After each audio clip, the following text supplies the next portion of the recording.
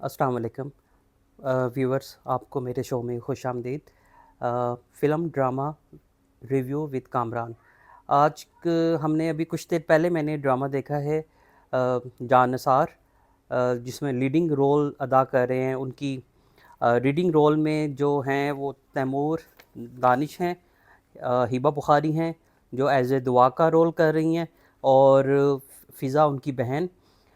पूरे एपिसोड में मुझे कुछ ख़ास नज़र नहीं आया, सिवाय इस बात के कि एक तो सरफ़राज़ जो है वो अ, बहुत ज़्यादा शक करने लग गया अपनी बेगम पे, एक चीज़।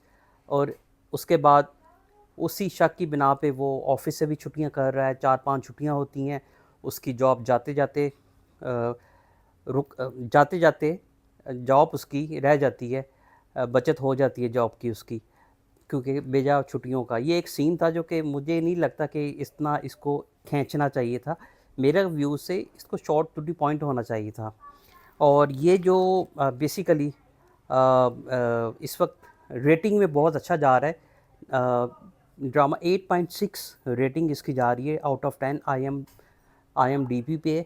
और इसकी डायरेक्शन मोहसिन मिर्ज़ा कर रहे हैं, राइटर रेहाना आफ्ताब हैं, और लीडिंग रोल्स में आपको जैसे मैंने बताया दानिश तैमूर है, साजिद हसन है, और दुआ जो हिबा बुखारी बड़ा बेहतरीन किस्म का रोल अदा कर रही हैं, और दानिश तैमूर नौशरमान का रोल अदा कर रहे हैं इस ड्रामे में। इसमें अगर हम देखें आज के एपिसोड में, साजिद हसन अपनी फैमिली के साथ उसके घर जाता है, वो गाड़ी भिजवाता है, वो उसके घर जाता है, नाश्ता उन्हें करवाता है, खाना रात का खाते हैं, और पीछे से उसका दूसरा दामाद अपनी बेगम को लेके अपने घर उनके घर आता है, जहाँ पे साजिद हसन कंफ्यूज हो जाते हैं ज़रा उसको देख के कि अब क्या बात की जाए, कैसे इसको टाला जाए। लेकिन उसको वो शकी शख्स शक में पड़ा हुआ है वो, और उसको यही है कि कौन ऐसे हैं अमीर तरीन रिश्तेदार जिनका उनको उसको पता नहीं है। तो उसको एपिसोड वहाँ से लेके चलते हैं, और बेसिकली वो वहाँ पे अपनी बहन का इनविटेशन देने आया था निकाह का। तो उस इस पूरे एपिसोड में एक शक की बिना पे काफ़ी खींचा गया। दूसरा, उसकी सरफराज की बहन का निकाह था, वो उसका इनविटेशन देने आया था, लेकिन वो गुस्से में वहाँ से चला गया, जो कि ऐसा नहीं होना चाहिए था। और साजिद हसन को मेरे ख़्याल से आजकल के जैसे ससुर हैं उस तरह थोड़ा-सा बिहेव करना चाहिए था, लेकिन वो कन्फ्यूज़ हो के, शर्मा-शर्मी हो के रोल किया उसने। इस रोल को जिस तरह डायरेक्टर ने कहा है उस तरह किया, लेकिन थोड़ा-सा मेरे ख़्याल से थोड़ा-सा उनको रौबदार होना चाहिए था। और उसके बाद उसकी बहन का निकाह होता है। निकाह पे दुआ की बहन अपने बहनोई को सलाम करती है, और उस बात को लेके उस सरफ़राज़ काफ़ी